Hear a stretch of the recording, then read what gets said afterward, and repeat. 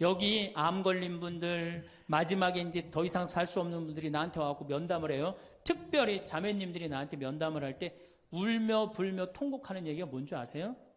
왜 다른 사람들한테는 그렇게 최선을 다했는데 왜 나한테 한 번도 맛있는 거 안 먹이고 나한테 좋은 거 한 번도 구경 안 시켜주고 왜 한 번도 나한테 못 해줬느냐고. 그런데 이제 죽으니 너무너무 나 자신이 불쌍하고 나 자신이 너무너무 억울하다는 거예요.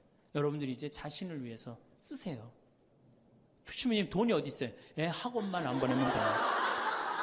또 대학 다니는 자식 있으면 어떻게 당장 오늘 집에 가고 휴학시켜요. 니네가 벌으라고. 우리나라처럼 이렇게 자식한테 끝까지 대주는 나라는 아무 나라도 없어요. 미국은 졸업하고 30년 동안 대학 학비를 갚습니다. 다 자기가 갚아요. 우리나라처럼 결혼할 때까지 다 대주는 나라는 아무도 없어요. 그런데도 부모 자식 지간이 가장 안 찾아가는 나라가 우리나라가 1등이에요. 사랑이 제대로 안 된 거죠. 제대로 된 사랑을 안 하는 거죠. 저는요, 이 얼굴은 제가 씹다 뱉은 수제비 같이 생겼어도 이 목소리 하나는 정말로 100만 불짜리라고 그래요. 목소리 좋죠?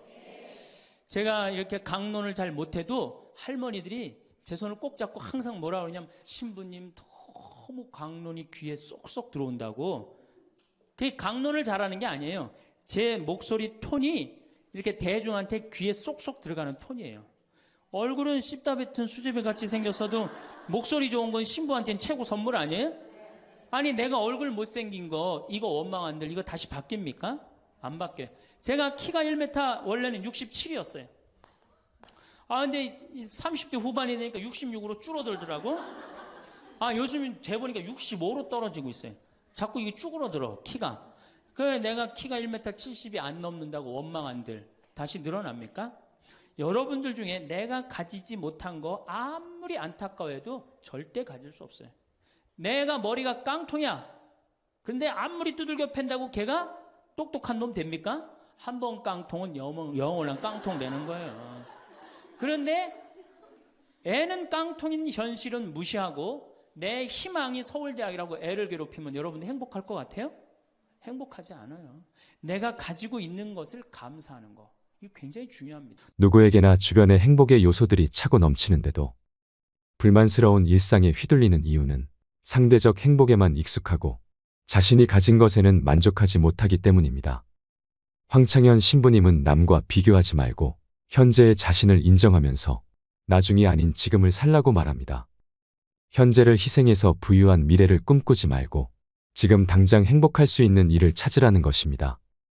오늘은 그래서 황창현 신부님의 지혜의 말씀으로 지금 당장 실천하셔야 될 노후에 행복해지는 조건 10가지에 대해 알려드리겠습니다. 영상을 끝까지 시청하시면 풍요로운 인생 후반기 설계에 큰 도움이 되실 겁니다. 영상 시작에 앞서 구독과 좋아요도 부탁드립니다. 바로 시작하겠습니다.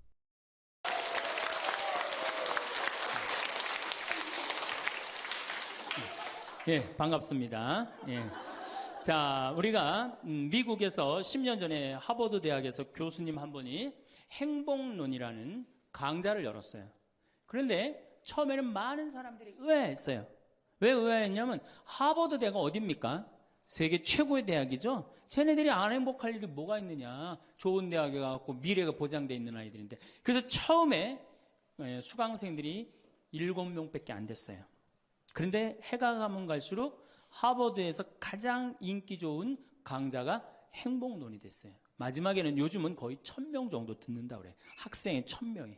그러니까 거의 다 듣는다고 봐야죠. 사실은 우리가 이 세상을 사는 이유가 뭐예요? 행복하려고 사는 거 아니에요? 이 세상을 사는 이유가? 내가 자식 공부 열심히 시키고 내가 돈 많이 벌고 여러분들처럼 좋은 아파트 환경 좋은 데 가서 사는 이유도 다 뭐예요? 행복하기 위한 거예요. 그런데 이걸 뒤집어 보고 자세히 들여다보면은 행복이 뭔지를 모르고 어떻게 하면 행복하게 사는지를 모르고 내가 어떻게 돈을 쓰면 행복하게 사는지를 모르는 사람들이 대부분이에요. 뭐 때문에 사는지를 모르는 사람이 너무 많아요. 그래서 우리나라는 초등학교 태어나면서부터 공부하기 시작합니다. 어디 들어가려고? 서울대학 들어가려고. 그래갖고 서울대학이 몇 퍼센트 들어가요? 1% 들어가요. 그럼 나머지 99%는 무슨 생각이 들어요? 참 난 불행하다. 그런 생각 참 많이 해요. 그리고 그 부모는 내가 서울대학에 들여보내려고 있는 돈 없는 돈 다 쏟아붓는데 내 자식이 서울대학 못 가고 저 지방 무슨 3대학에 들어갔어. 그럼 부모는 어떻게 생각해? 부모도 나도 불행하다고 생각하는 거야. 애도 불행하고 본인도 불행하고. 그럼 서울대학 들어가는 애는 행복하냐? 밥 먹고 공부만 해갖고 20살 때까지 공부만 해갖고 서울대학에 들어가는 애는 행복하냐? 저는 아니라고 생각해요. 그래갖고 직장에 겨우 들어가 이제는 20대 백수 천지입니다. 아예 직장 들어가는 걸 포기해요. 길이 없으니까. 그럼 죽어라고 에너지는 젊은 청춘은 청춘대로 날리고 20대는 공부해갖고 취직도 못하고 그래갖고 결혼해갖고 55세까지 어떻게 합니까? 또 애 교육시켜야지. 그러니까 우린 다 불행한 거예요. 그래서 우리나라가 178개 국가 중에 행복지수가 102등이에요. 거의 꼴등이에요. 꼴등. 이렇게 잘 먹고 잘 살면서도 안 행복하다고 그러는 게 슬프지 않아요? 그래서 지금부터 제가 영국 BBC에서 진짜 행복하지 않다는 사람들을 모아갖고 이 10가지, 물론 제가 한 3, 4가지는 바꿨지만은 10가지를 실시를 하고 나니까 딱 3개월 지나고 난 다음에 다 행복하다고. 이렇게 세상이 행복한지 난 모르겠다고 그랬대요. 그래서 내가 지금부터 오늘 이 시간에는 10가지를 얘기를 할 테니까 여러분들 제가 하는 얘기를 잘 듣고 그대로 하면은 분명히 행복합니다. 왜냐하면 내가 행복하니까. 첫 번째, 운동해라. 행복의 첫 번째 조건은 건강입니다. 몸이 아프면요, 아무것도 할 수 없어요. 몸이 아픈 건 뭐든지 귀찮습니다. 몸이 아프면 자신감도 없습니다. 몸이 아프면은 돈도 빠져나갑니다. 그러니까 내가 행복하려고 그러면 제일 먼저 뭐 하면 돼요? 운동하면 돼요. 그래서 30분 정도, 일주일에 3번 정도 몸 안에 산소를 충분히 공급해줘야 돼. 몸 안에 산소를. 그러면은 모든 기관이 다 좋아져요.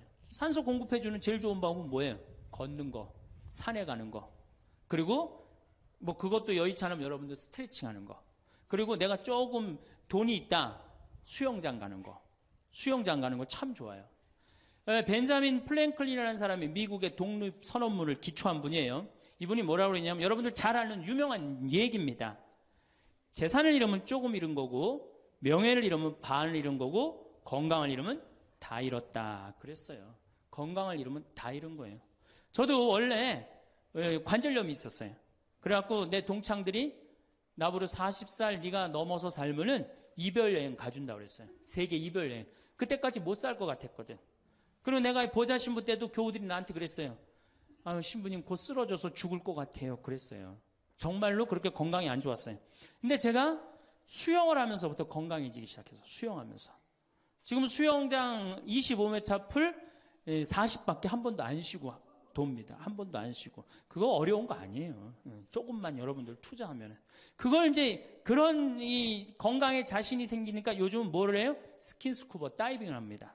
이게 지구상에 여러분들이 보는 건 30%예요. 70%는 어디가 있어요? 바다에 가 있어요. 바다 안에 들어가 보면 정말로 아름답고 신비해요. 그러니까 건강하니까 옛날엔 꿈도 못 꿨죠. 제가 바다에 들어간다는 건 꿈도 못 꿨고 나 하나 걸어 다니기도 힘들었는데 근데 지금은 너무너무 좋고 행복해요. 건강의 행복의 첫 번째 조건은 뭐예요? 건강이에요. 여러분 오늘 당장에 집에 가갖고 신부님 지금 애 키우고 너무 돈이 좀 빠듯합니다. 쉬운 방법이 하나 있어요. 집에 가서 학원 끊어요. 애들 학원. 학원만 끊으면 여러분들 뭐가 생겨? 돈이 생겨요. 그 돈 가져와서 여러분들 건강 먼저 챙기세요. 그게 자식을 위하는 길이에요. 그래서 행복하려면 뭐 해라? 운동해라. 두 번째, 감사해라. 이거 참 우리가 못하는 것 중에 하나예요. 하루에 5가지씩 감사라는 거예요. 하루에 5가지씩.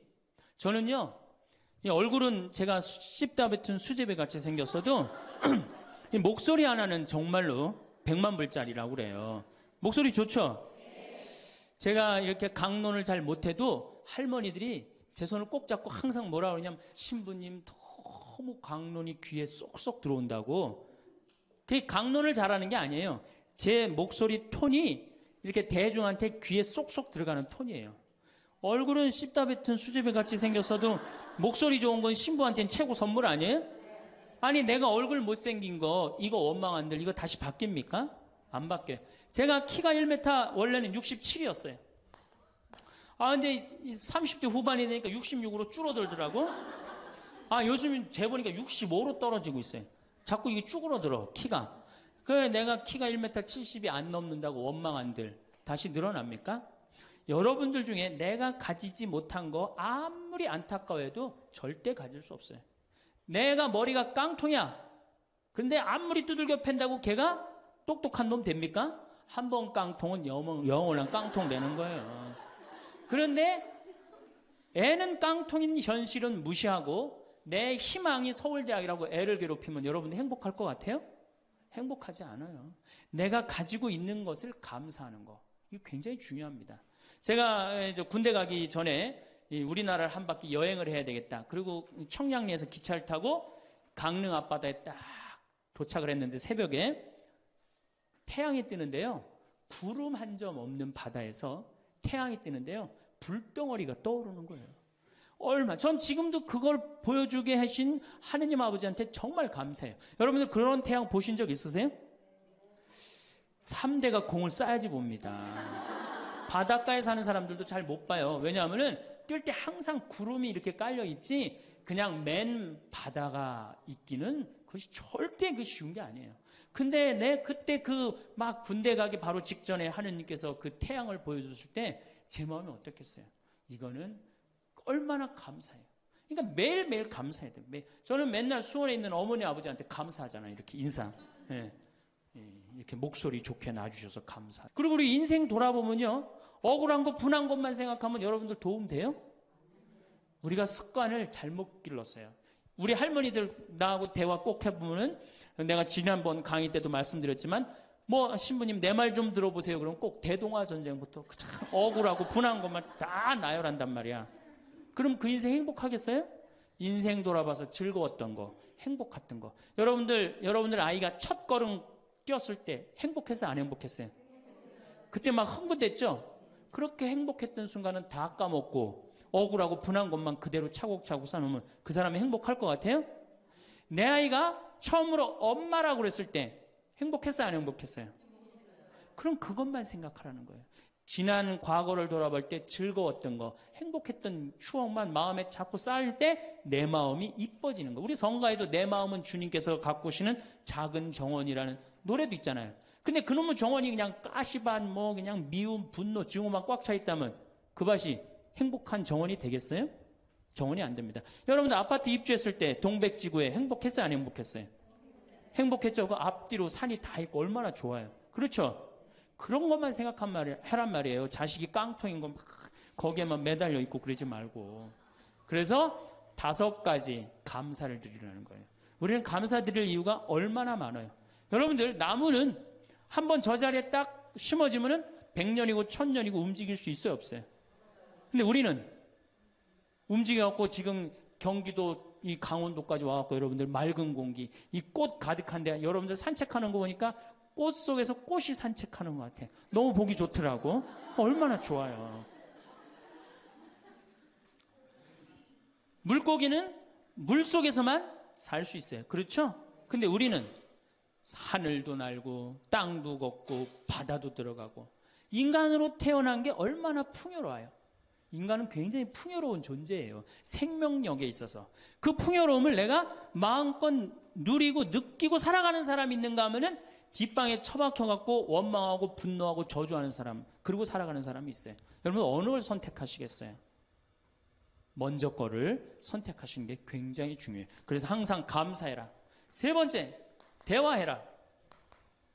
이게 100년 살 사람들의 숙제 중에 숙제입니다. 대화가. 왜냐하면 이게 30년 공자님 시대엔 평균 연령이 38세였어요. 대화할 시간이 어디 있어요. 애 놓고 애 키우고 그러다 죽기 바쁜데. 근데 지금 애가 다 직장에 다니고 손자 손녀까지 낳는데도 내가 죽어요, 안 죽어요? 그러면 그 많은 시간 뭐하고 살 거예요? 그 많은 시간 대화하고 살아야 돼. 나하고 영적으로 맞는 사람하고 이야기하는 거 굉장히 중요합니다. 영적으로 맞는 사람이랑 대화하는 거. 나는 우리 신부들하고 대화하는 거 참 좋아하는데 나는 우리 그 동기 신부들도 뭐 친한 편이지만은 우리 선배들하고도 많이 친해요. 내가 아주 좋아하는 신부 베드로 신부가 작년에 나하고 북유럽을 여행을 가기로 했는데 이 신부가 몸이 아파갖고 다시 복귀를 해. 그러니까 이제 다시 본당 신부로 발령을 받아서 이렇게 일반 여행을 가기 싫고 성지순례를 가고 싶었나 봐요. 나하고 약속을 깨고 저는 혼자 북유럽을 가고 이 신부는 메주고리를 갔다 왔어요. 메주고리를 갔다 왔는데 내가 이제 교구청 강의 나가거나 교구에 강의 나갈 일이 있으면 그 집에서 잠을 잘 자요. 이제 그 성지순례 갔다 오고 난 다음에 그 집에서 잠을 자는데 그 신부가 미안했는지 성지순례 갔다 온 이야기를 해주는 거예요. 메주고리는 40년 동안 성모님이 4명한테 매일 발현한대요. 한 명한테는 부활 때, 성탄 때, 또 한 명한테는 8월 10, 매달 15일에 이렇게 발현을 한대요. 그곳에 이제 갔는데 거기서 신부님을 한 분 만나셨대요. 어떤 신부님을 만났느냐 하면은 이탈리아 신부님인데 시실리 본당 신부님을 만났대요. 근데 이 신부님이 나이가 굉장히 80이 다 된 할아버지래요. 근데 이 할아버지가 신앙의 여정이 특별했던 거야. 이 할아버지 신부님은 태어나면서부터 엄마가 뭐라고 그랬냐면 너 신부되라 그랬대요. 그러니까 머릿속에 딱 신부에는 아무것도 박혀 있는 게 없는 거예요. 그리고 엄마가 얼마나 무서웠느냐 하면은 주일미사를 빠지면은 빨개 벗겨갖고 내쫓았대요. 신부될 놈이 주일미사를 빠진다고. 그리고 일주일을 굶겼대요. 그러니까 한 번도 다른 걸 생각해 본 적이 없는 거 무서워갖고 엄마가. 그리고 자기는 신부가 팔자인 줄 아는 거예요. 그래갖고 신부가 됐으니 뭐가 행복해? 자기가 원한 것도 아닌데 이끌려서 그냥 신부가 됐는데 그래갖고 정말로 신앙심 없이 이 신부님이 10년을 그냥 살았대요. 그 신부님도 아마 엄마 죽으면 이제 관둘라고 이제 이게 언제 죽나 기다리는데 이제 사제로 생활을 한 지 10년이 됐는데 자매들하고 어느 날 같이 있는데 자매 중에 하나가 마귀가 걸린 거예요. 그래갖고 막 마귀짓을 하는 거예요. 막 마귀짓을 해요. 그래갖고 주위의 자매님들이 그땐 1950년대니까 구마기도 함부로 못했거든요. 신부만 할 수 있었어요. 신부님 빨리 하셔라. 난 못한다. 왜 못하시냐? 사실은 내가 신앙심이 없어갖고 이렇게 안수기도를 마귀를 쫓는다고 안수기도를 하면은 그 마귀가 금방 내가 신앙이 없는지 알아볼 거다. 그래서 나한테 들어올까봐 나 무서워서 난 못한다. 그래도 신부님밖에 없는데 어떻게 하시냐? 신부님이 하셔라. 그래서 어쩔 수 없이 구마기도를 했대요. 머리에 손을 얹고 뭐라고 이 신부님이 기도했느냐면 마귀야 부탁이니 제발 나한테만 들어오지 말아다오 이렇게 기도를 했대요. 그런데 마귀가 나간 거예요. 그래갖고 자매가 깨어나고 신부님 너무 감사하다고 나 마귀 쫓아내줘서 그런 소리 하지 마라. 난 마귀 쫓아낸 적 없다. 그저 나한테만 들어오지 말라고 그랬다.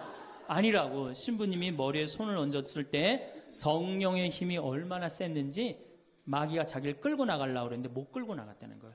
그때 신부님 마음이 조금 뜨거워진 거예요.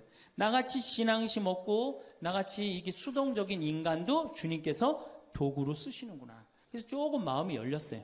마음이 열려도 이 신부님은 너희는 모두 이것을 받아 먹어라. 이는 너희를 위하여 내어줄 내 몸이다. 이렇게 하면서도 20년 동안 미사를 하면서도 정말 거룩한 변화가 일어날까 의심을 했었대요. 아직도 내 신앙이 약하니까 안 일어나겠지. 근데 20년째 너희는 모두 이것을 받아 먹어라. 이는 너희를 위하여 내어줄 내 몸이다. 그러는데 예수님의 목소리가 딱 나와서 예수님이 하는 걸 느끼겠더래. 그러니까 미사도 누가 지내는 게 아니다? 내가 지내는 게 아니라 내 몸을 빌어서 예수님이 지내는구나. 이탈리아 시실리섬 본당 신부인데 이게 마음이 너무 뜨거워진 거예요. 뜨거워져갖고 어떻게 했느냐? 길거리에 뛰쳐나와서 선교를 하기 시작한 거예요. 그래서 7,000명을 선교를 했대요. 그냥 대단한 거죠. 그거 대단한 거예요. 근데 이 신부님이 이제 예수님도 사랑하고 신앙심도 굳고 사제로서 이제 너무 행복해. 그런데 문제가 하나 있어요. 어떤 문제가 있냐면 자기 엄마가 너무너무 무서웠기 때문에 예수님 엄마도 무섭다고 생각을 한 거예요. 그래서 평생 성모님한테 한 번도 의지를 한 적이 없는 거예요. 간구를 해본 적도 없고. 내가 이렇게 사제로서 이제 모든 게 다 됐는데 우리 성모님한테 우리 예수님이 이 좋은 예수님 낳아주신 성모님을 사랑해야 되지 않겠느냐. 그래서 보스니아 크로아티아에 있는 메주고리에 이제 운전을 하고 갔대요. 갔는데 성모 발현동산에 딱 도착을 했는데 성모님이 그 발현동산에 느껴지는 품이 성모님이 나를 평생 이 품에서 내가 성모님 품에서 이제까지 보호받아 왔구나를 그냥 느끼겠더래요. 그러니까 이 신부님이 너무너무 행복한 거지. 그래서 매년 그 메주고리에 와갖고 세계에서 오는 신부들한테 자기 신앙을 고백을 하는 거예요. 나는 이렇게 사제로 평생 살면서 이런 은총을 받았다. 그걸 이제 우리 베드로 신부가 듣고 와서 나한테 얘기를 해주는데, 한 새벽 한 3시간을 얘기를 해주는데, 그 시간이 너무너무 은혜로운 거예요. 얼마나 그런 영적으로 통하는 사람이 있으면은 행복해요. 그렇죠? 여러분들, 그래서 여러분들 이제 대화가, 뭐 요새 무슨 프로에 대화가 필요해, 그런 것도 있다며요. 대화가 꼭 필요해요. 여러분을 영적으로 이끌어줄 스승이 필요해요. 신부님, 나는 사실은 저 사람이 굉장히 마음에 드는데 저 사람이 나한테 관심이 없어요. 저 사람이 영적으로 깊은데. 그러면은요, 내 돈 들여서 먹을 거 사주면서 얘기하시면 돼요. 여러분들, 내가 뭘 얻으려면 반드시 어떻게 해야 돼요? 투자해야 됩니다. 그러니까 영적으로 깊은 사람 선물도 사주고, 예? 밥도 사줘가면서 내가 접근해야지. 가만히 있는데 누가 나를 봐줘요. 적극적이어야 돼. 적극적이어야 돼. 그래서 대화 꼭 여러분들 필요하다는 거.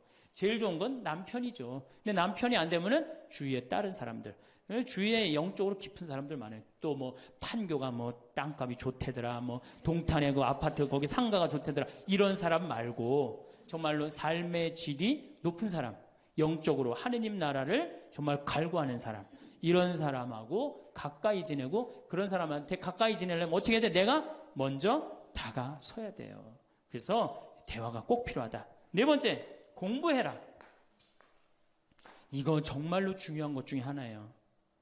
우리가 초등학교 6년, 중고등학교 6년, 대학교 4년 배워서 몇 살까지 울고 먹어요? 50까지. 실질적으로는 대학교 졸업하고 2년만 지나면 자기가 배운 게 다 끝난대요. 그런데도 우리는 공부 안 하고 어떻게 해? 그냥 사는 거예요. 50부터 100살까지 남은 인생 또 50년 남았는데 어떻게 해요? 그냥 사는 거예요. 아니, 용감해도 그렇게 용감할 수가 있어요? 공부를 안 하고? 저는 제가 신부가 돼서 환경에 너무너무 관심이 많았어요. 그런데 저는 인문학을 공부했잖아요. 종교 철학, 뭐 신학 이런 걸 배웠는데 환경을 딱 접근하니까 너무 어려워. 무슨 BOD가 어떻고, 뭐 COD가 어떻고, PPM이 어떻고, PPT가 어떻고, PPB가 너무너무 어렵더라고요. 그래서 내가 공부를 해야 되겠다. 그래서 아주대학교 산업공학과 환경공학과에 공부를 했어요. 대학원을. 2년을 공부하고 나니까 석사 학위가 나오더라고요. 석사 학위가 나오니까 환경부에서 연락이 왔어요.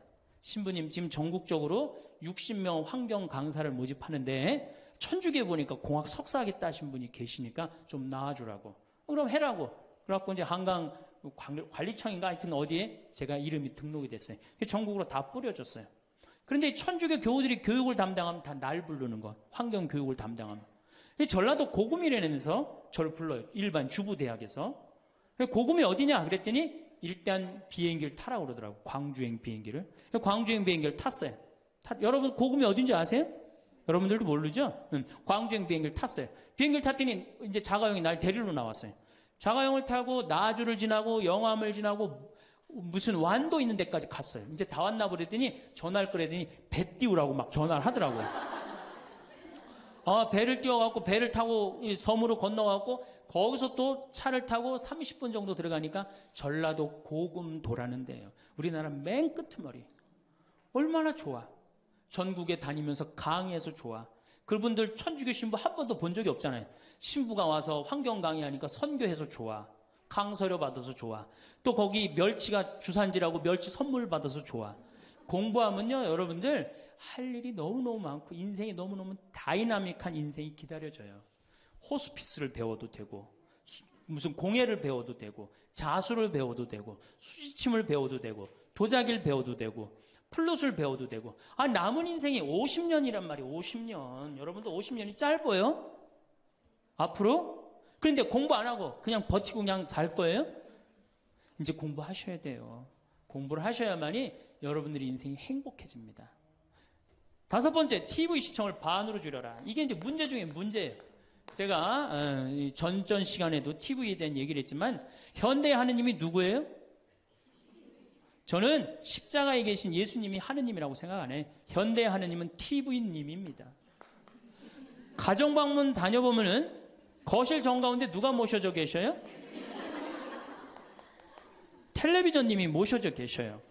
텔레비전님이 모셔 계신데 소파는 누굴 향해서 배열되어 있어요? 텔레비전님을 향해서 배열. 말씀하십시오. 당신 종이 듣고 있나이다. 텔레비전님이 시키는 대로 다 합니다. 마가 좋으니 마를 사 먹어라. 그럼 다음날 다 줄 서서 마 사 먹고, 도라지가 좋으니 도라지를 사 먹어라. 그러면 또 다 도라지 사 먹고. 텔레비전이 시키는 대로 하는 거예요. 아침에 일어나고 누구한테 제일 먼저 문안 인사드려요? KBS님 밤새 안녕히 주무셨습니까? 사실 평화방송에 인사하는 경우들은 좀 나아요. 그래도 아침에 아침 미사도 하고 그 새벽에 성모님 강의도 나오고 묵주기도도 나오고 그러잖아. 근데 꼭 KBS님 밤새 주무셨습니까? 더 기가 막힌 건 주무실 때. 텔레비전님 주무시기 전엔 절대 안 자요. 텔레비전님이 주무셔야지 어떻게? 나도 오늘 일과가 끝났구나 이러고 잔단 말이야. 이러니 머릿속에 뭐가 들어있겠어? 아무것도 들어있는 거 없는 거죠.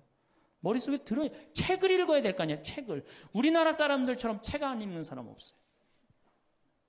10명 중에 4명이 1년에 한 권도 안 읽는데 이 중에도 한 권도 안 읽는 사람들 많을 거예요.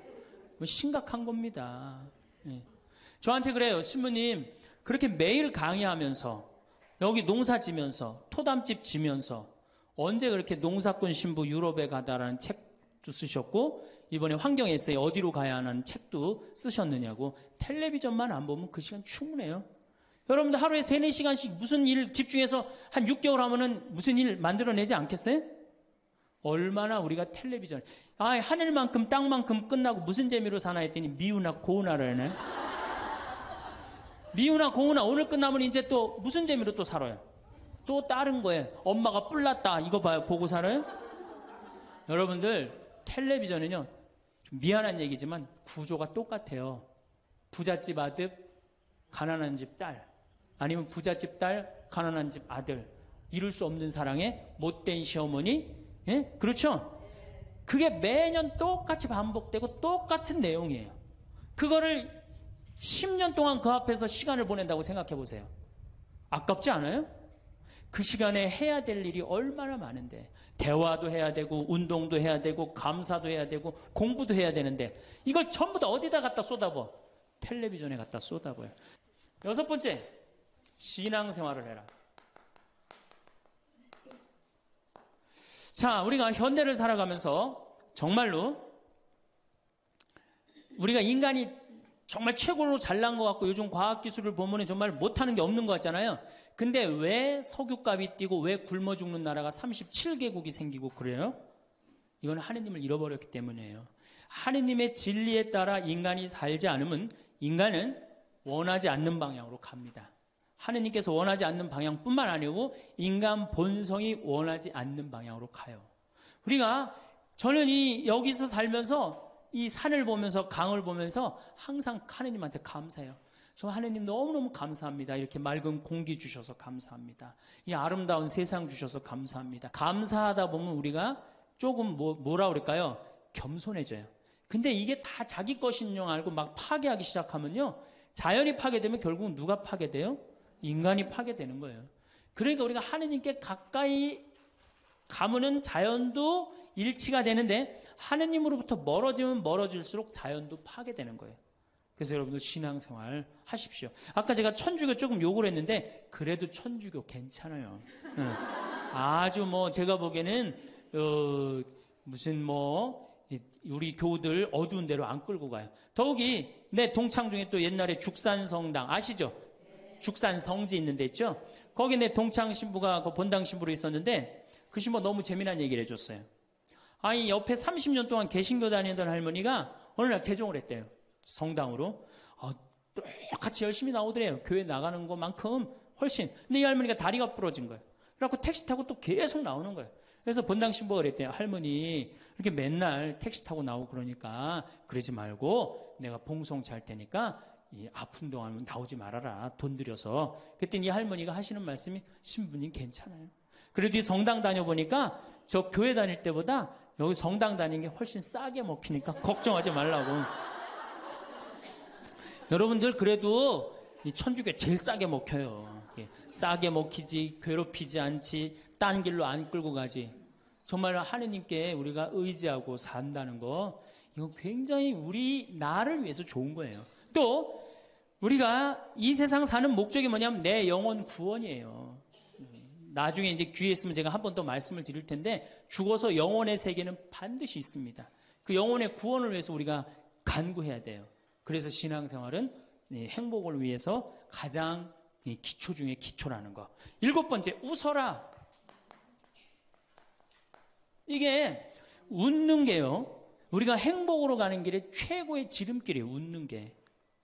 그런데 우리나라 사람들이 잘 안 웃어요. 얼마나 안 웃느냐면 내가 이제 이렇게 도시에 나가고 엘리베이터를 타요. 엘리베이터를 타면은 얼굴 모르는 형제가 이렇게 눈이 마주쳐도 제가 웃어줘요. 빵긋 웃어주면은 저쪽에서 같이 싹 미소를 줘주면 참 좋을 텐데 저쪽에 있는 남자가 딱 내가 빵긋 웃어주면 어떻게 하냐면은 내가 저놈을 어디서 봤더라 이러는 표정으로 날 쳐다보는 거예요. 근데 여러분들 유럽을 가고 제가 뭐 미국을 가고 아프리카를 가고 파푸아 뉴기니를 가고 인도를 가도 눈 마주쳐서 제가 웃어주면 다 웃어줘요. 근데 절대 안 웃는 나라가 우리나라예요. 얼굴 모르는 사람 이렇게 마주쳐서 웃으면요. 심지어는 여기 우리 생태마을을 찾아오는 사람도 제가 웃어줘도 안 웃어요. 그만큼 경직되어 있는 거예요. 여러분들이 간지러움을 태우고 수술한 사람이랑 마취를 하고 수술한 사람이랑 깨어날 때 누가 덜 아플 것 같아요? 놀랍게도 간지러움을 태우고 수술한 사람이 덜 아프다는 거예요. 웃는 게 우리한테 그만큼 좋은 거예요. 근데 이게 이제 50대 된 여인한테 이제 저 여인이 인생을 어떻게 살았느냐 안 살았냐가 딱 보여요. 50대 된 여인이 막 항상 웃고 그런 얼굴은요. 50대 되면 얼굴 뭐 오똑하고 눈 이거 다 똑같아. 얼굴이 그 얼굴을 다. 그런데 늘 웃고 살아온 자매는요. 참 예뻐요. 편안해 보이고. 주름이 한 560개 정도 이렇게 탁 하면서 얼굴이 굉장히 편안해져요. 근데 이게 안 웃은 여자는 주름이 17개밖에 안 생긴대요. 그러니까 560개면 자갈자갈자갈하니 이쁜데 부담스럽지 않은데 17개면 얼마나 부담스러워요. 이마에 칼자국 나인 것이 쫙 굵은 주름 여기 쫙. 이 사람은요 웃어도 무서워요. 예, 웃어도 무서워요. 그러니까 여러분도 웃으면서 사세요. 제가 보통 강의를 이렇게 다니면 일반 주부대학 이렇게 강의를 달 때는 아해모 어해줘요. 얼마나 잘 웃는지 몰라요. 근데 내가 일반 공무원들 이렇게 강의를 갈 때가 있어요. 특히 무슨 뭐 이렇게 과장들 뭐 이런 그런 분들 한 번은 한 200명을 강의를 했는데 죽는 줄 알았어 내가. 2시간 내내 한 번도 안 웃는 거예요. 내 강의를 듣고. 그런데 여러분들 남녀 수명의 차이가요 6년이 납니다. 6년이. 여성이 83세, 남성이 76세. 이제 뭐 6년, 7년이 나요. 전 그 원인이 어딨나 가만히 생각해 보니 여자는 참 잘 웃어요. 깔깔거리면 자기네들끼리. 남자는 직장에 가도 안 웃고 집에 와도 안 웃고 그러니까 빨리 죽는 거야. 여러분들 오늘 여기서 많이 웃었으니까 내가 보기에는 120살이 아니라 123살까지 살 것 같아요. 네. 오래 살으면 안 되긴 안 되는데 안 죽는 걸 어떻게 해요? 이제 안 죽는 걸 어떻게 해요? 나도 그거 잘 아는데 여러분들 민주주의하고 공산주의가 결정적으로 갈린 이유가 뭐라고 생각하세요? 승패가 어디에 있다고 생각하세요? 저는요 공산주의를 이렇게 보면요 웃음이 없어요. 그렇죠? 가만히 생각하면 공산주의 생각하면 소련, 동독 뭐 이런 거 생각하면 웃음이 있어요 없어요? 없죠? 그런데 민주주의 생각하면 유머가 있고 웃음이 있고 영화를 봐도 즐거운 영화만 있잖아요. 공산주의는 막 딱딱하고 결국은 그래서 망한 거예요. 인간은요 웃느냐 웃지 않느냐에 따라서 행복이 결정됩니다. 여러분들이 늘 웃고 산다 그럼 여러분들은 행복의 길로 가는 거예요. 여러분들도 인상 쓰고 산다 그럼 여러분 불행의 길로 가는 거예요. 그러니까 웃어야 돼. 또 웃는 사람한테 매력을 느낀다는 거예요. 웃는 사람한테. 잘 웃는 사람한테 매력이 느끼면 인간관계도 좋아지는 거 아니에요? 아 내가 재미난 얘기를 했는데 인상 빡 끝날 때까지 남들 다 웃는데 한 사람만 끝까지 안 웃어. 그러면 여러분들 끝까지 안 웃는 사람한테 여러분들 무슨 생각할 것 같아? 저 사람이 다음에 있으면 다시 재밌는 얘기 저 사람 앞에서 안 한다. 그러니까 그 사람하고는 어떻게 되는가? 담이 자꾸 생기는 거예요. 담이 자꾸. 그러니까 어떻게 해야 돼요 여러분들? 웃으세요. 그리고 유머를 많이 배워두는 것도 좋아요. 오늘 저한테 강의 들은 거 이거 잘 외웠다가 가서 얘기해주고 또 제 테이프에 나오는 거 잘 들었다가 얘기해주면은 아유 어서 그렇게 재미난 얘기를 해서 또 얘기 좀 해줘봐. 그러면서 사람이 사는 거예요. 사람은요 수달 떨면서 살아야 돼. 수다. 제가 한번 본당 신부 때 여러분들처럼 이렇게 젊고 예쁜 본당에 내가 본당 신부를 했었어요. 막 자매들이 막 수다를 떠는 내가 지나가는데 막 당황해 하면서 어쩔 줄 몰라 하더라고요. 분명히 내 욕을 한 거야, 보니까. 네. 그래서 제가 뭐라고 그랬어요? 그 자매들한테? 괜찮아. 이게 성당 다니면서 본당 신부 욕하는 재미가 최고 재밌는 거야. 네. 아니 뭐 성당 다니면서 그런 욕도 안 하면 무슨 재미로 살아. 걱정하지 말고 해든 수다 계속 떨으라고. 우리 신부들은 주변님 욕하면서 사는 거예요. 그러니까 사람이 수다를 떨면서 살아야지 행복하지. 참고 산다고 다 좋은 건 아닙니다. 절대. 그러니까 참고 살지 마세요. 제발 이거 우리 성당에 뭐 원수를 사랑해라, 왼뺨을 대면 다른 뺨을 돌려대라, 이거 아주 미치는 교리 중에 하나예요. 여러분들 다 사랑할 수 있어요? 여러분들 주위에 있는 사람 다 사랑할 수 있어요? 다 사랑하는 사람 딱 두 종류예요. 미치든가 예수님처럼 빨리 죽든가. 둘 중에 하나예요. 우리는 다 사랑할 수 없어요. 그러니까 다 사랑하려고 그러다가 미치지 말고 내가 좋은 사람, 내 마음에 드는 사람에 더 많은 시간을 뺏기고, 아니 뾰족한 놈이 있단 말이야. 별난 놈이 있고. 예? 그렇죠? 근데 내가 이 사람한테 가면 자꾸 찔려. 그런데 성당에 갔는데 서로 사랑하시오 그래갖고 다음에 또 갔는데 여기 또 찔려. 그래갖고 또 너무 미운데 성당에 가니까 또 내 탓이오 3번 하고 난 다음에 사랑해 제가 가서 또 찔려. 갈 때마다 찔려. 그래갖고 내 마음이 상처투성이야. 근데 아들이 학교 갔다, 엄마 나 학교 다녀왔어. 그래, 집에 엄마 왜 그래? 말 시키지 마, 나 승질나. 여러분들 차라리 그렇게 찔리는 게 나아요. 그 사람을 안 보고 기쁜 마음으로 있다가 아들을 기쁘게 맞이하는 게 나아요. 이 사람 안 만나도 여러분들 인생 안 망가져요. 이 사람 안 만나도 억지로 가서 그 찔리지 마시고, 안 만나면 시간이 지나면 이 사람 이뻐져요. 근데 막 가서 막 들이대고 막 이게 삐죽한 놈한테 가갖고 계속 나는 구역장이니까 끝까지 사랑해야지 그러고 가다가 미치든지 죽든지 둘 중에 하나를 합니다.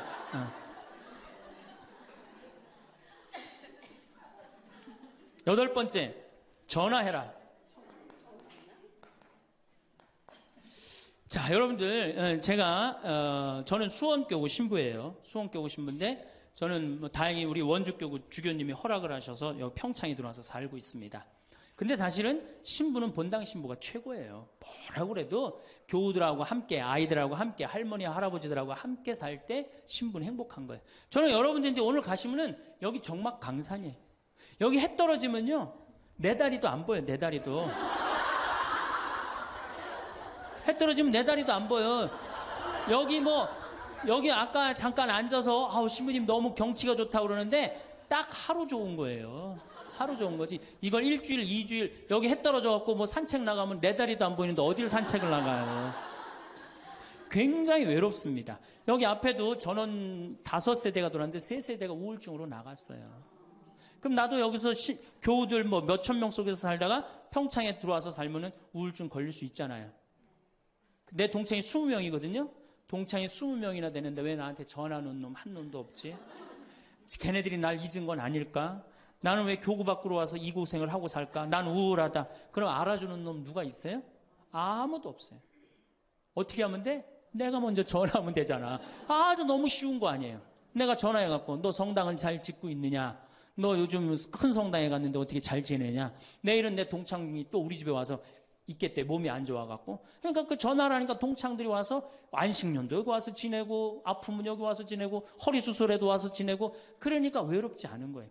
사랑도 먼저 하는 게 중요한 거지, 나한테 누가 해주지 않을까? 죽을 때까지 안 찾아옵니다. 남녀의 사랑 문제가 아니라 인간이 살아가면서 그런 거예요. 그러니까 내가 먼저 전화하라는 거예요. 굉장히 중요한 거예요. 내 동창 중에 지금 보구마국장, 우리 수원교구 보구마국장 내 동창인데, 얘가 로마로 유학을 갔어요. 있기 전에도 뭐 친하게 지냈지만 유학을 갔는데 이놈이 한 달에 3번 어김없이 전화하는 거예요. 생태마을 농사는 잘 되냐? 잘 돼. 그럼 또 다음에 전화해갖고 생태마을에 피정은 많이 들어오냐? 많이 들어와. 또 다음에 전화하고 너 몸은 안 아프냐? 안 아파.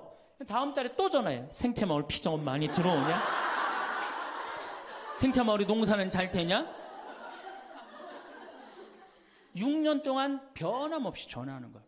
내가 전화 한 번 우리 성당 여기 사무실로 전화해갖고 우리 사무장한테 우리 저기 황 신부님 뭐하고 지내느냐고 그 정도로.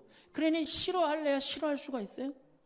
얼마나 나를 그렇게 전화해주는 고마워. 그 흠이 있다면 꼭 수신자 부담으로 하는 것 빼고는 너무너무 좋아요. 여러분들도 전화번호를 적어놓고 그렇게 하십시오. 9번째, 시간이 없으니까. 자, 자기 자신을 사랑해라.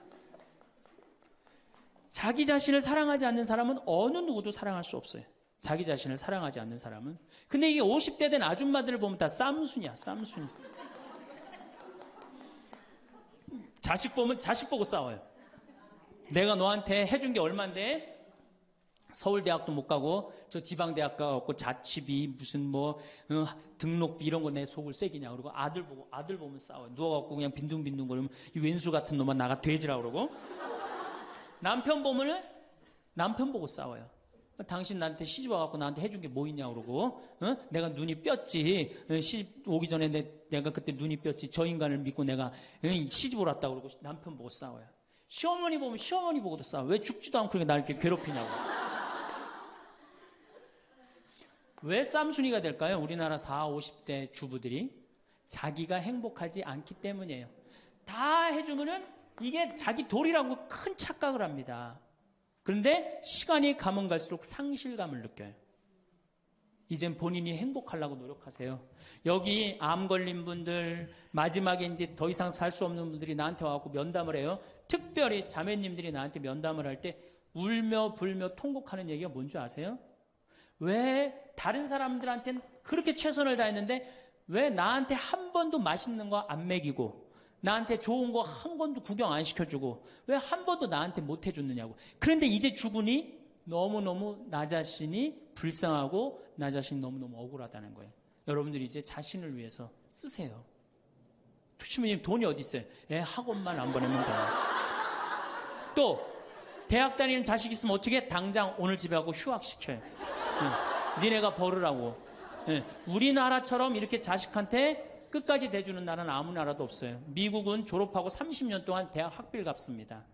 다 자기가 갚아요. 우리나라처럼 결혼할 때까지 다 대주는 나라는 아무도 없어요.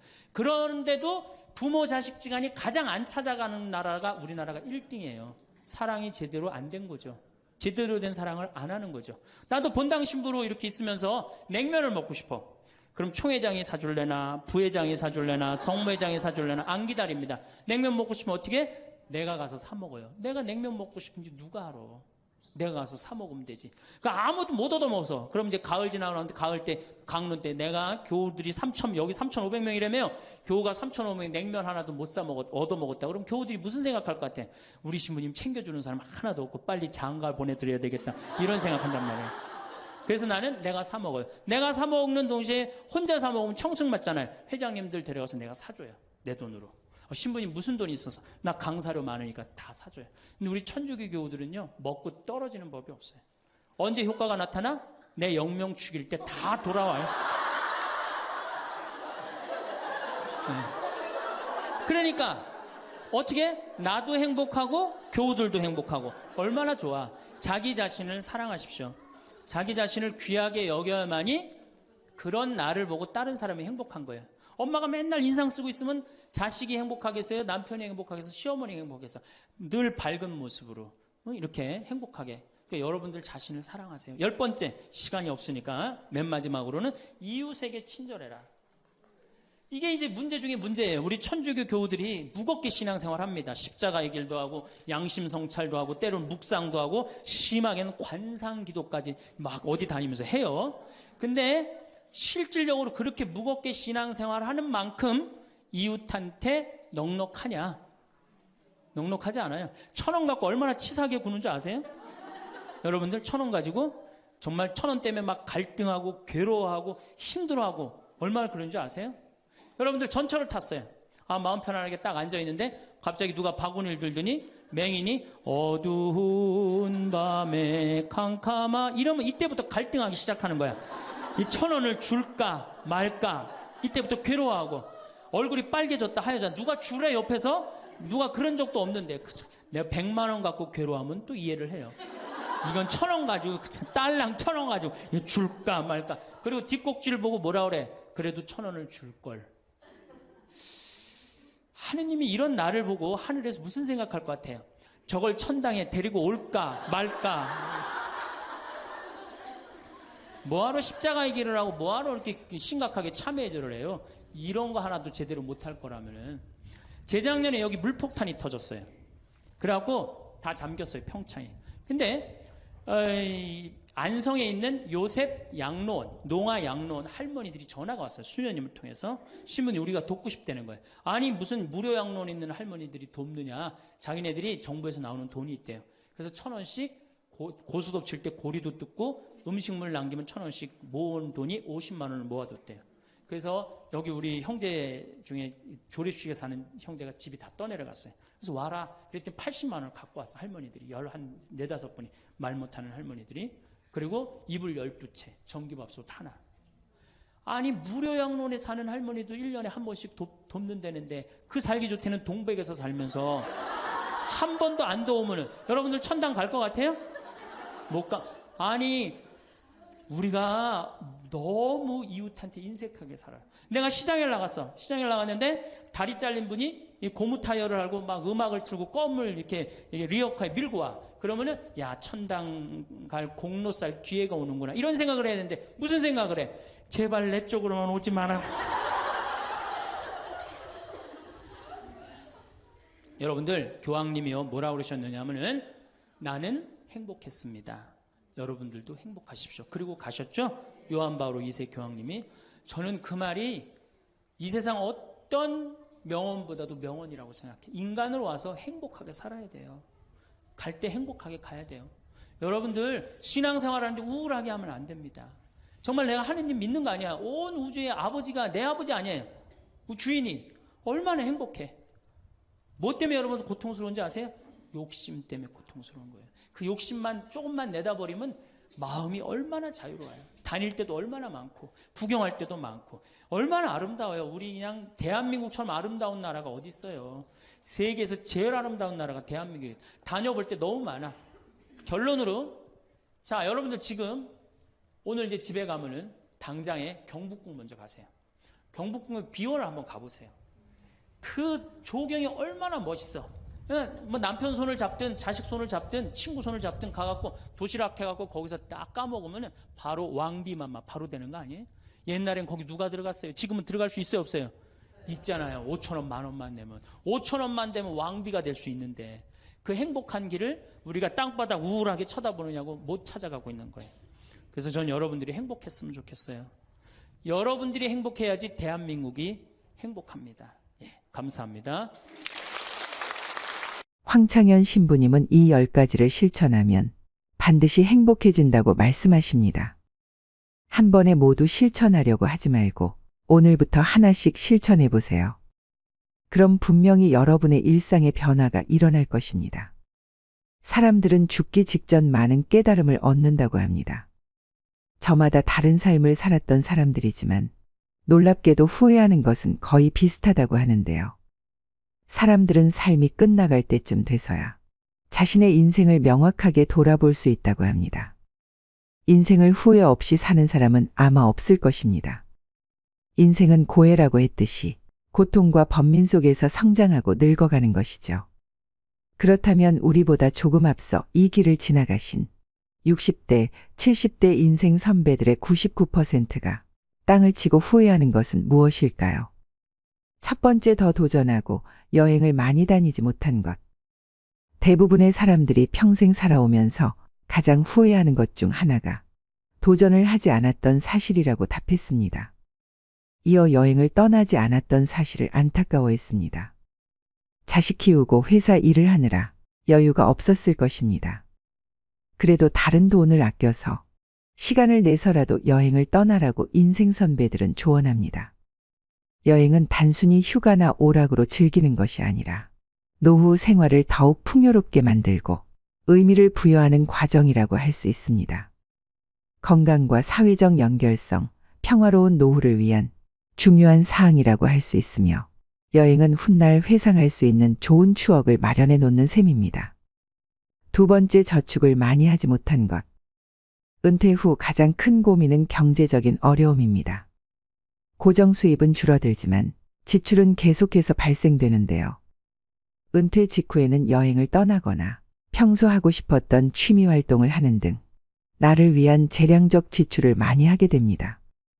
그 이후 70세가 넘어가기 시작하고 건강이 나빠지면서 간병이 필요한 시기가 되면 지출은 급격히 늘어나게 됩니다. 그 외에도 자녀 지원비, 경조사비 등 각종 지출은 늘어가는 탓에 생활고에 시달릴 수 있습니다.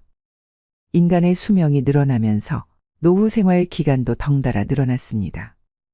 그만큼 준비해야 할 돈도 많아졌다는 뜻이죠. 그러나 한정된 소득과 재산을 갖고 노후를 준비하기란 여간 어려운 일이 아닐 것입니다. 주식이나 부동산 투자 등 다양한 재테크 방법이 있지만 노후에는 내가 가진 자산을 지키기만 해도 성공한 것입니다.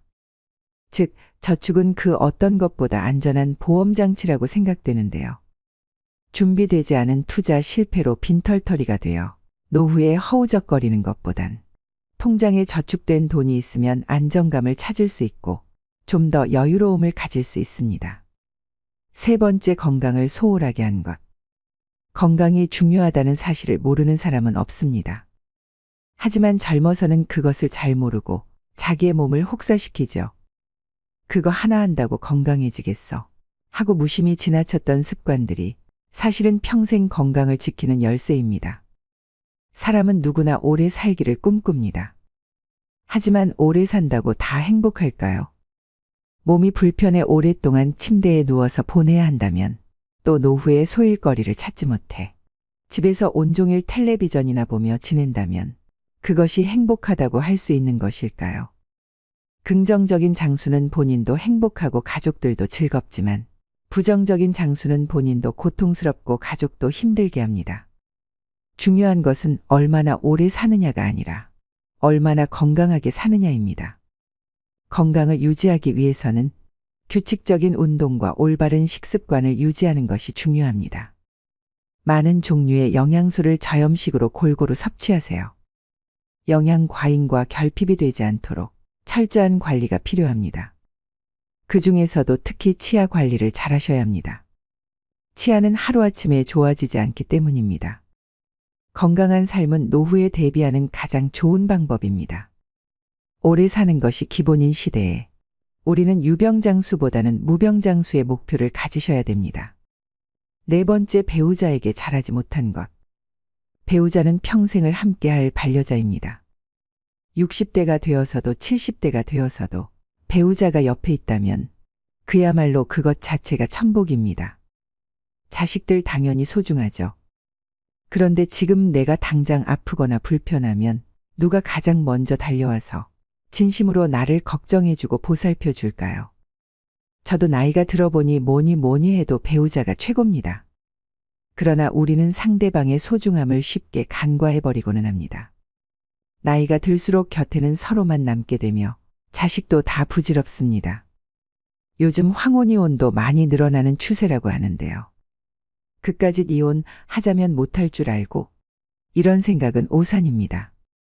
노년의 이혼은 젊은 시절의 이혼과는 차원이 다릅니다. 나이가 들수록 사람에게는 배우자와 가족이 소중해지죠. 배우자는 같이 늙어갈 유일한 동반자요. 가족은 자신의 삶은 증명해주는 증거이기 때문입니다.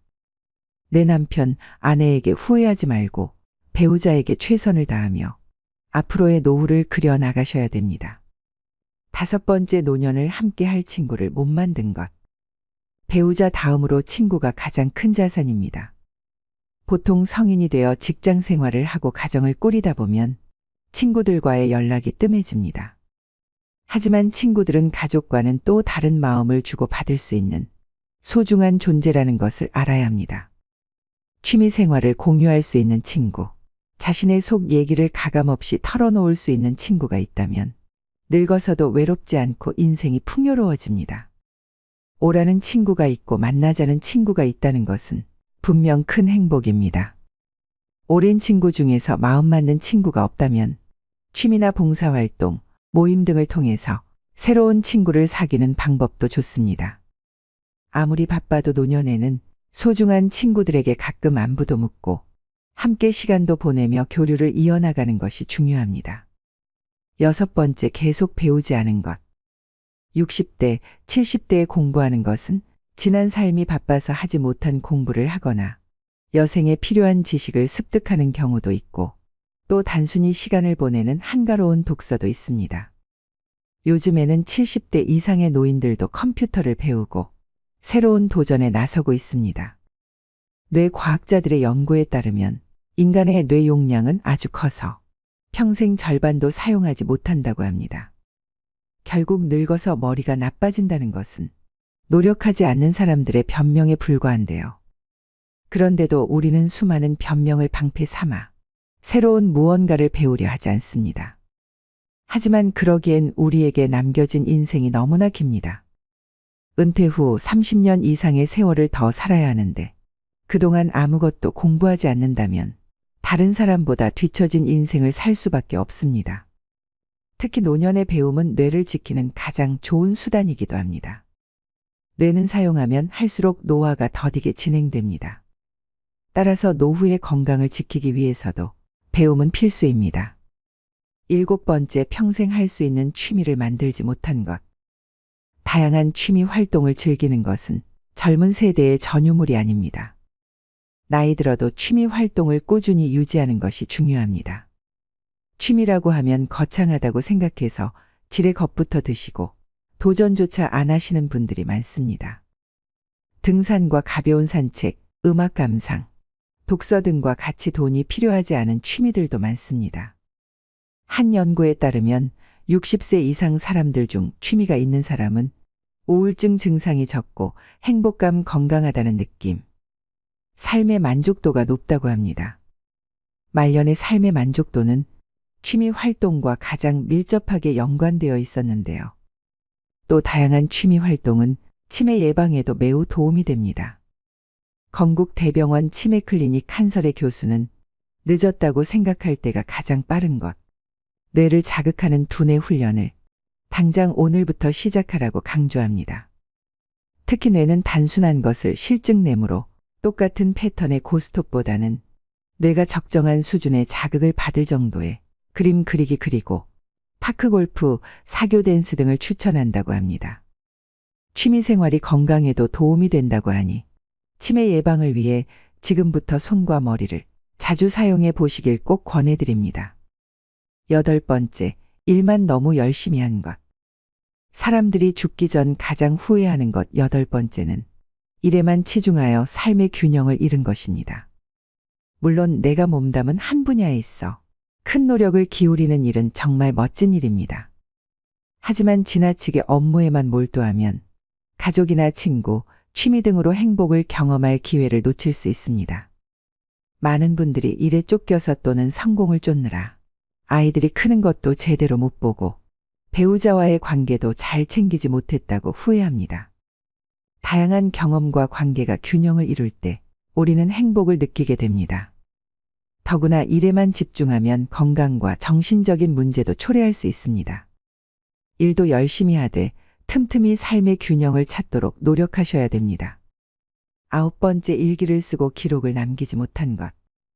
은퇴한 나를 생각해보면 자신이 살아온 인생이 덧없이 느껴질 때도 있습니다.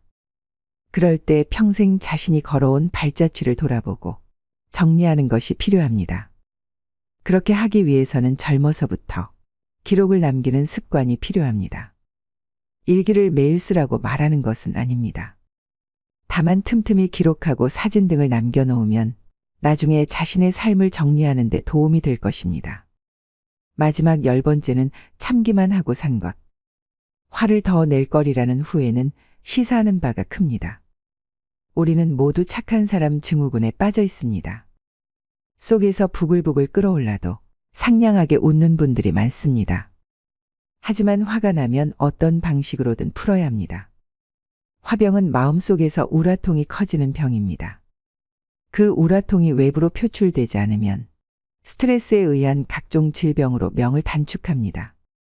먹고 살기 위해서 고객을 상대하는 직업에 종사하는 사람들은 진상 고객에게도 상냥한 웃음으로 대해야 하니 얼마나 스트레스일까요?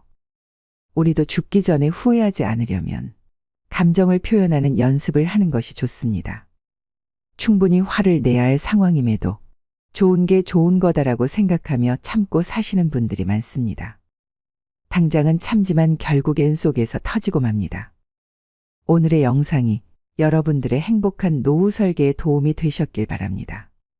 또 구독자분들 오래오래 무병장수하시며 후회 없는 노후를 만들어 나가시길 간절히 기원합니다. 지금껏 쉼없이 달려온 여러분들의 마음에 위로가 되는 좋은 글 하나 소개해 드리겠습니다. 살면서 중요한 말은 여기 지금이다. 나는 의대 교수였다. 79세의 노인이다. 정신과 전문의로 50년간 15만 명의 환자를 돌보고 학생들을 가르쳐 왔다. 퇴직 후 왼쪽 눈의 시력을 완전히 잃었다. 당뇨병, 고혈압, 통풍, 허리디스크, 관상동맥 협착, 담석 등 7가지 중병과 고달픈 스트레스를 벗삼아 어쩔 수 없이 살아가고 있다. 한쪽 눈으로도 아침이면 해를 볼 수 있고 밤이 되면 별을 볼 수 있다. 잠이 들면 다음 날 아침에 햇살을 느낄 수 있고 기쁨과 슬픔과 사랑을 품을 수 있다. 남의 아픔을 아파해 줄 수 있는 가슴을 가지고 있다. 세상을 원망할 시간이 없다. 지팡이 짚고 가끔 집 밖으로 산책을 했다. 한쪽 눈이지만 보이는 것만 보아도 아름다운 것이 많았다. 지금은 다리에 힘이 없어 산책이 어렵지만 계절이 바뀔 때마다 보이는 앞산 숲의 색깔이 아름답다. 감사하다. 인생이란 바로 여기와 지금이다. 행복을 느낄 시간과 공간과 사람은 바로 지금이다. 지금 여기에서 함께하는 사람들과 어울려 한 번이라도 웃으며 이야기를 나눌 수 있는 데가 바로 즐거움이다. 살아보니까 그렇다. 뇌 속에서 행복을 만드는 물질은 엔돌핀이다. 엔돌핀은 과거의 행복한 추억 때문에 생기는 게 아니다. 지금 내가 즐거워야 엔돌핀이 형성된다. 사람이 어떻게 늘 행복하기만 하느냐고 묻는 이들도 있다. 그런 이분법적인 생각에서 벗어나야 한다. 어제 죽은 사람들이 하루라도 더 살기를 원했던 그 소중한 시간에 나는 오늘을 살고 있다. 괴롭고 슬퍼도 한 가닥 희망을 만들어 보자. 살아있음이 즐겁고 만날 수 있음에 감사하자. 지나간 세월은 어렵게 살았더라도 다 행복했던 거라고 나이 든 사람들은 이야기한다. 왜냐하면 사람은 누구나 짜릿하게 행복한 시간이 있었다. 사람은 그 추억으로 사는 것 같다. 괴로움을 겪어봐야 행복할 줄 안다. 인생살이 살면서 오늘 지금 여기가 제일 중요하다라는 말이 맞는 말 같다. 아내 없이 살아보니까 있을 땐 몰랐는데 젓가락 한쪽이 없어진 거야. 있을 때 잘해라는 말을 많이 들었는데 그럼 어떻게 살아야 할까? 우리 장인이 하신 말씀인데 나에게 주어진 대로 감사하면서 받아들이면 다 보여.